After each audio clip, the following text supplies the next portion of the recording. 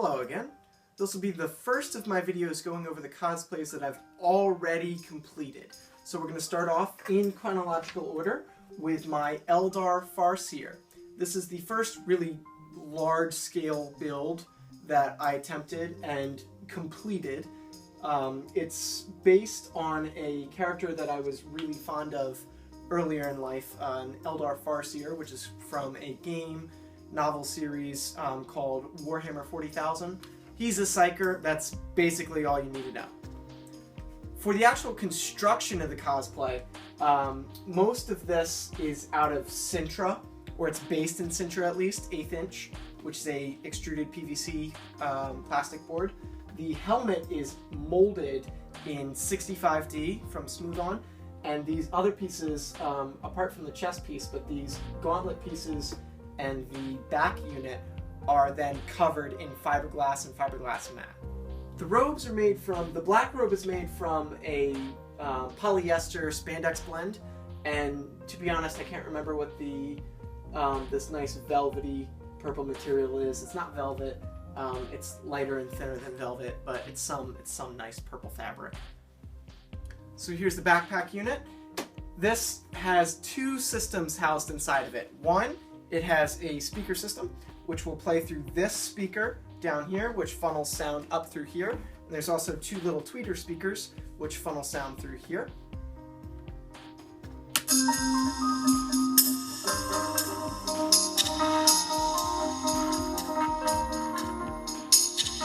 It also houses an LED matrix, which runs through this quick disconnect cord to the rest of the suit, and this cord up into the helmet, which respectively they're powered by this switch and this switch for the LEDs.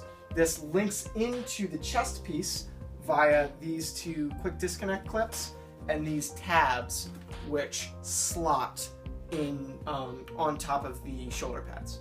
So for the chest piece, this was made by layering 1/8 inch pieces of Sintra, which I had pre-cut out and sanded into shape. Just heating them up with a heat gun, getting them into the right shape, and then gluing them down into place. The inside, you'll see the wires running from the different LEDs.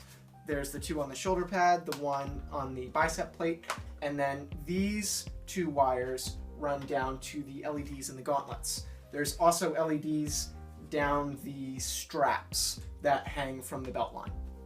Just like everything else, the gauntlets are based in 1/8 inch Sintra and then are covered in fiberglass. The only thing that's not covered in fiberglass is the chest piece, which is just because I painted it first and I didn't want to repaint it, so that's not fiberglass, not a huge deal.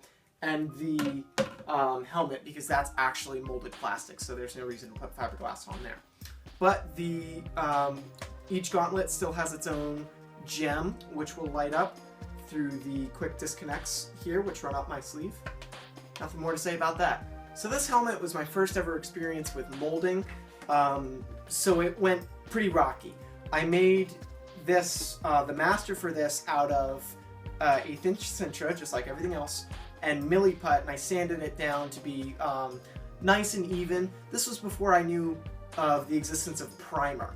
So I sanded and sanded and sanded over and over and over and over and over again to get a nice even finish instead of filling in gaps of primer, because I didn't know that existed at that point. I then molded it with a silicone jacket, and I can't remember what I used for the mother mold, but my mold came out just a little bit wonky and it broke after my first casting. So this was the only casting I could make. There were a few potholes, I guess you would call them, in it, which I then filled with milliput, sanded them down back into the correct shape. But after a little work, it turned out great. The eyes are sunglasses lenses. In the side vents is the same clear cast tap plastics with LEDs mounted inside them, and the quick disconnect is at the back of the spine, which routes into the backpack. What I like about this build is I am very happy with the way it turned out. It's relatively easy to wear for an armor build. I mean, doorways are an issue, but other than that, it's pretty easy to wear.